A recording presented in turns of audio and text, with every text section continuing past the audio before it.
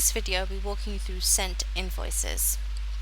Sent Invoices are listed under Invoices, Sent.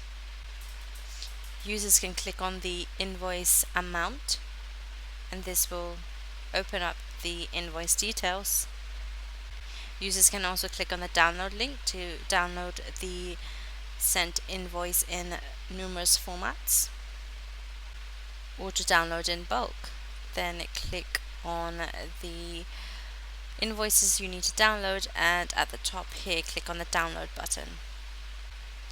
If you want to export to Excel, this will download your Sent invoices to an Excel spreadsheet, and you can choose to resend the invoices by clicking on the resend button, or you can choose to avoid to draft. This will remove the Sent invoice from this screen back to the invoices and draft screen for editing.